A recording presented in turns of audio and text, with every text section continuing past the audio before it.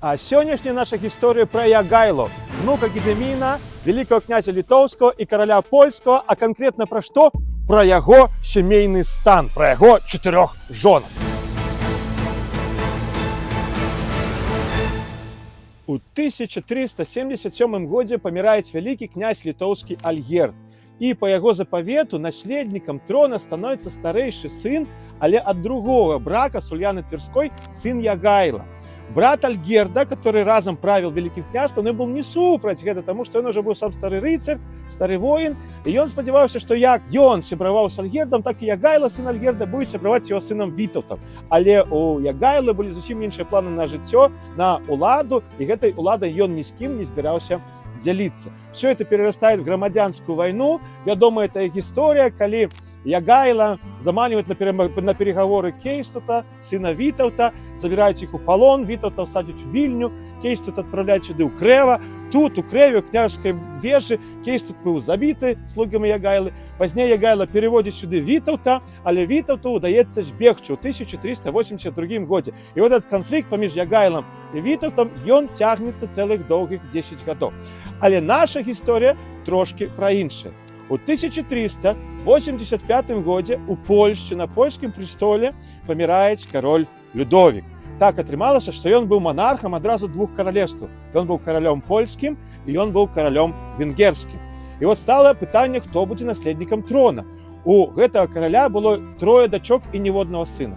І вот вырашылі, што старэйшая дачка будзе каралева і венгерская, і польская, але яна памірае.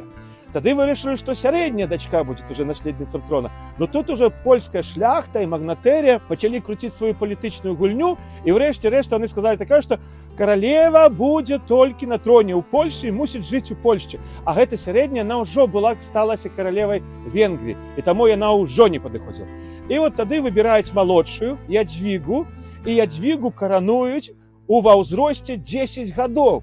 Ядвіга становіцца, прычым цікава, што не каралевай, а яна становіцца, ее карануюць як каралём, рэксам. Чаму? Таму што в праве палякаў не было такое, што жанчына мусіць быць на троне. І таму яе прызналі як каралём. І таму, што это за каралева на троне, у которой няма мужа. І вот тады стае пытанне, за каго яе будуць выдаваць замуж. Яна была заручаная за прынцам австрыйскім Вільгельмам, яна его вельмі моцна кахала. А як девочка могла кахать его 10 годов? Откуда она вогуле его бачила? Ей медальончик подарили, она глянули, о, да, это мое кахание. И, видать, и мозги промыли здорово. О, вот, да, это вот мой принц, мой будущий муж. Але, знаете, проходит час, вектор политичный изменяется, и уже Вильгельм не в фаворе, а уже польские магнаты вырашают запрошить на польский трон великого князя литовского Ягайлу. Ядвига, когда дознаецца, для этого был страшный шок. Был такой момент, что она берет секеру, хотела вот так вот выбить вот так вот браму, вороты в замка на Вавелі, рубала их. Там ее опекун ее забрал назад, у покое, архиепископ Краковский ей уже вправил мозги, что Ядвига, ты что, у тебя такая миссия, ты выйдешь замуж за короля языческого, и ты хрестишь христианство, принесешь святло Христа целому народу Литвы. И она такая, знаете, вся такая обцяжаренная, у гэтым вот почуццём долго, ей тогда было 12 годов, и она сгодилась. И вот в 1385 году тут, у Крэўскім замку, была падпісана Крэўская унія. Першае саюзнае пагадненне паміж Великім княствам літоўскім і польскім каралевствам. Па гэтай уніі Ягайла, великий князь літоўскі, ён становіўся таксама і польскім каралём. То есть один монарх на две дзяржавы. І вот тут збіраюцца вельможы польскія, збіраюцца вельможы літоўскія, падпісваюць гэтую унію, падпісваюць паперы, і тады адсюль из Крэва князь Ягайла едзець на каранацыю у Кракаў.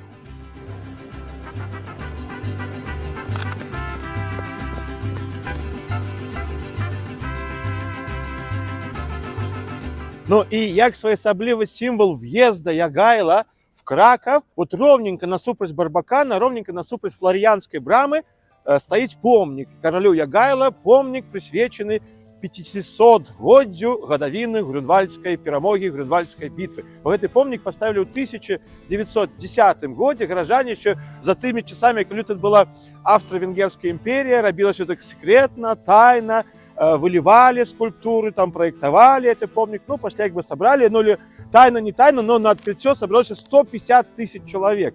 И вот этот помник простоял до 1939 года. В листопаде этого года нацисты взорвали этот помник, а вот той, который мы с вами зараз бачим, его обновили в 1976. Ходемте разглядим подробязнее. И вот бачите, там наверсе, на постаменте, на коні сидит Ягайло, великий князь литовский, который после становится польским королем, а под Ягайло вот этот мужчина с голой головой, с мечем, это великий князь Витовт.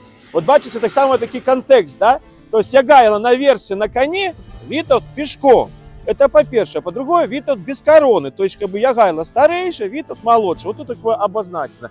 А поверженный лежит рыцарь, раскинувший руки. Это магистр Тевтонского ордена Ульрих фон Юнгенген, который загинул подчас Грюнвальдской битвы. И вот трошки вбок два воина, два рыцаря. Это польские рыцари, которые поднимают штандарты, знамены упавших тевтонских рыцарей. Вот забавно, як себе уявляют авторы помника Литвина. Вот с этого боку Литвин, который тримает связанного немецкого рыцаря, взятого в полон. Але гляньте самого Литвина. И он с голым торсом, некой набедренной повязкой, як Тарзан такой дикарь дикарем. И в горн таки дудит, такой архаик. Это вот дикий малпа спустилась сосна там где-то на Балтийском море, и вот они пошли на Грюнвальдское поле воевать. А вот тут авторы помника потекли четко. Бачите, вот под этим вот Литвином, таким весьмым брутальным Тарзаном, есть два герба. Один герб – это медведь, это герб Жмуди, то есть Жмудины, часто литовцы, а с іншого боку – это погоня, герб Великого княжества Литовского. Ну вот на помнику Ягайло такий триумфатор, Витовт там внизе, солдаты Витовт такие вообще голые, такие дикари. А вот Матейко-то знал правду? Вот гляньте, вот эта вот картина Грюнвальдской битвы, написана ее, и в центре как раз таки торжествующий триумфатор с короной князь Витовт. А Ягайло, он там наверх сидит в уголочку со своими подданными, на поле на некій горці сидить і глядіть, як эта битва відбувається. 12 лютого 1386 года, менавіта праз гэту Флоріянскую браму, праз Барбакан, въезжал князь Ягайло со своей прислугой. Но, ведаете, не все так было просто, потому что по дороге на Краков, его так бы запросить, то запросили, но по дороге на Краков была еще конкуренция, потому что ему заблокировал шлях такой мазовецкий князь Зимовит IV. И была, знаете, такой съезд двух группировок, такая сходка двух бригад. И вот Ягайло, его запросили на трон польский, але Зимовит так само на этот трон претендовал. И вот поміж ими была перемова, и уже Зимовит зразумел, что больше шляхта, магнатерия польская, она все-таки на боку Ягайло, и он как бы начинает робить отступного. Правда, ему, конечно, и досыпали там золотом, как он был больше сговорчив. Ну, врешті-решт, они потиснули один одному руку, и у Ягайло шлях на Краков был свободный. И вот с 12 лютого 1386 года Ягайло прибывает в Краков праз 3 дні, і он приймає хрещення по католицькій традиції. До речі, хрост Ягайло і пізніше хрещення Литви становиться одним із ключових моментів нашої історії. Ну а ще праз 3 дні, 18 лютого, Ягайло жениться з королевою Ядвигою.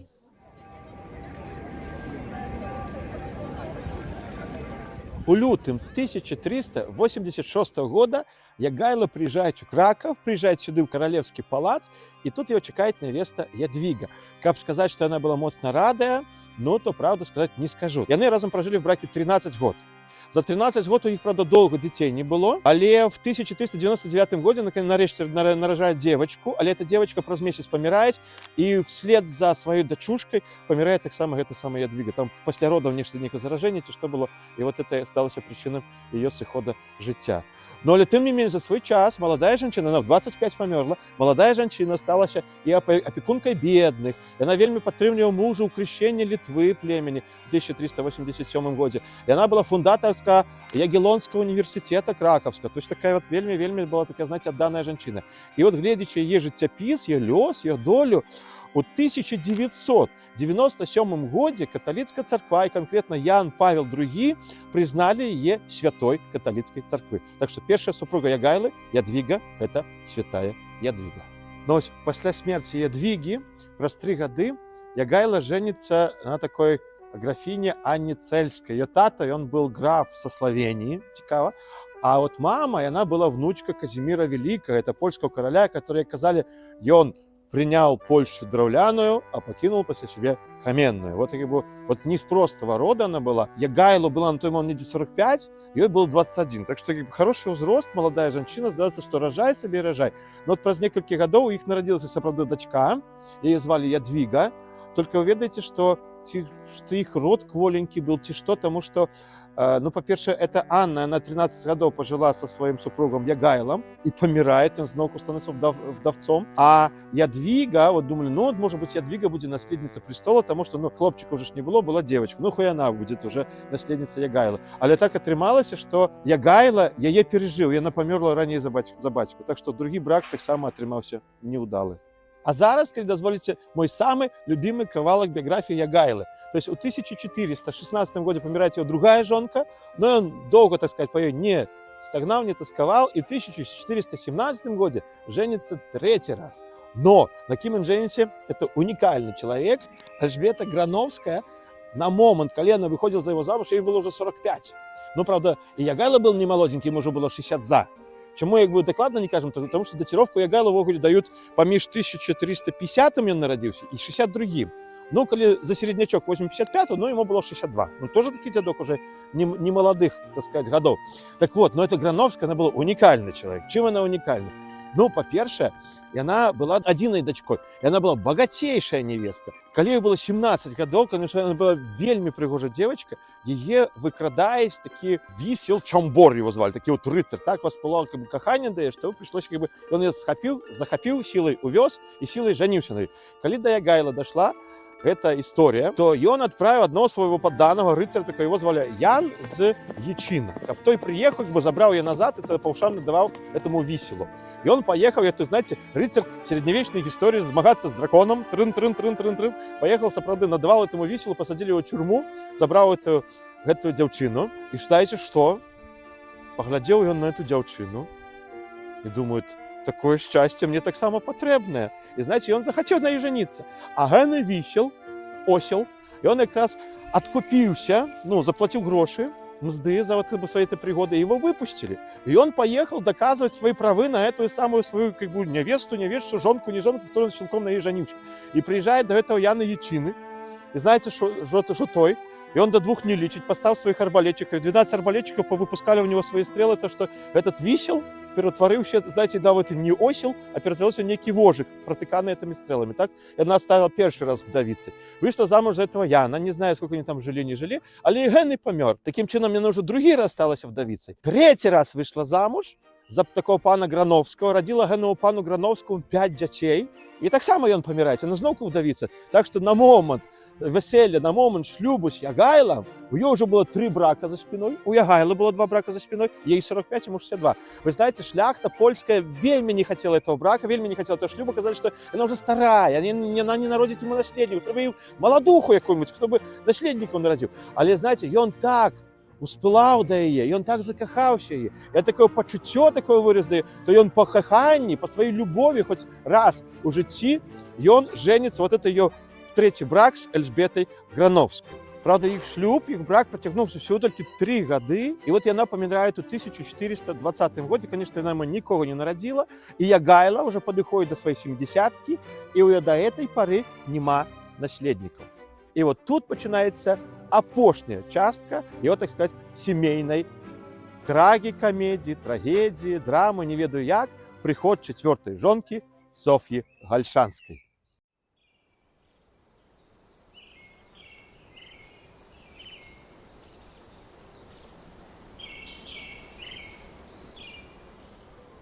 У 2 километрах от Гальшанов, что под Ашмянами, среди леса находится громадная гора. Археологи установили, что тут житье было 1000 годов. Тут находили гунские стрелы, это 6 стагодие, а житье тут закончился не в стагодие 16. Это был, тут стоял драўляны замок такого княжеского рода князёў Гальшанских. Именно на этом замку народилась 4-я жонка Ягайлы Софья, княжна Гальшанская. И тут с этой горы открываются цудоўныя виды на ваколицы. Пойдемте поглядим.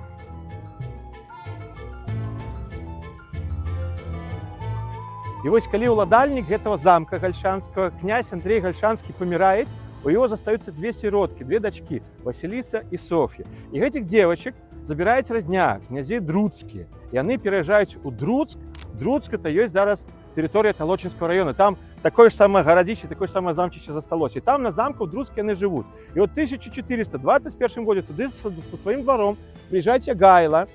І на Перу, может быть, нехта подказаў, нехта піша, што Вітаўт, может быть, яшчэ нейкі прыдворны, што кароль, звярні ўвагу вот на девочек, сироткі, княжны, гальшанскія. Во, можа, звярні ўвагу на старэйшую, то хоць ва ўзросце розніца будзе не такая вялікая. А ён, знаете, паглядзеў на гэту старэйшую і кажа, што ў старэйшай над верхняй губой вусікі, яна дзеўка своенравная, яна мяне дзеда вузел скруціць, я жанюся на малодшай. И вот тогда, знаете, подошли до молодшей и спытались, ты хочешь ты стать жонкой короля? И она, не поднимая очей, сказала, так, хочу. Вот так Софья, княжна Гальшанская, становится 4-й жонкой короля Ягайла.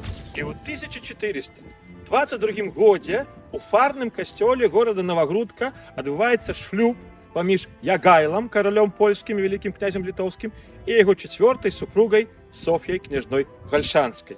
Ну, дает такое, что ей было приблизно 17 годов, а ему было, ну, тяжко датировочку ловить, тому, что он же с 1350 по 62 где там народился, тому от 60 до 72 могло быть. Ну, тем не меньше, вот такие вот неравный шлюб. И вот еще с 1930-х годов на стенах вот этой готычной каплицы заховалась плита мемориальная, на которой написано: у этой святыни у 1422 году Владислав Ягайла, король польский и великий князь литовский, узял шлюб Софьи княжной Гальшанской, будущей мати королев польских Владислава Варненчика и Казимира Ягеллончика.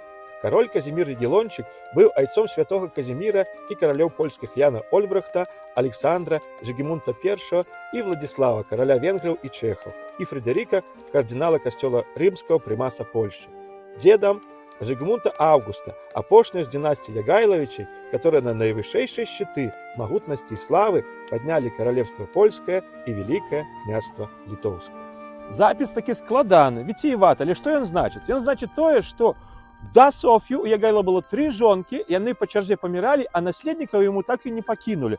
А Софья ему народила 2 сынов, Владислава и Казимира. Владислава, правда, в молодые годы забили турки в битве под Варной, а вот Казимир застався продолжальником династии Ягайловича, которая тягнулась до другой половы 16 стагоддзя. А веселье само гуляли уже в Лідськім замку. Як місцеві краєведи розповідають, воно йшло от Божого народження, то есть от 25 снежня и до початку Великого поста, то есть до середины соковика. И я не ведаю, знаете, як Ягайлу хапіла здоров'я, пробачте, пить 2,5 месяца всю зиму. Але я так разумею, что он не просто ж пьянствовал, и он некие приемы робили, встречи гостей, перамовы, переговоры, ну и так само ж поляванне. И у Ягайлы, вы ведаете, была такая стратегия, напевно, своя, в том плане, что набраться силов, набраться здоровья на своих родных, так сказать, старолитовских землях, ну, а далее уже ехать у Краков. И знаете, прошло пару месяцев, Софью пытались, ну, Софьечка, скажи, может, тут уже нечто уже как бы змены какие есть? А она такая каже, а что я могу сказать, коли я еще и пана своего не веду? То есть за сколько-то месяцев я до и не докранувся. Але у Ягайла была своя стратегия. И он набирался силы, все-таки дядька уже был в годах, моцы, а после бац-бац, первый Владик, бац-бац, другий Каздик. Ягайла спочив у 1434 году. Софья поховала короля у храме на замку Вавель, что у Кракове.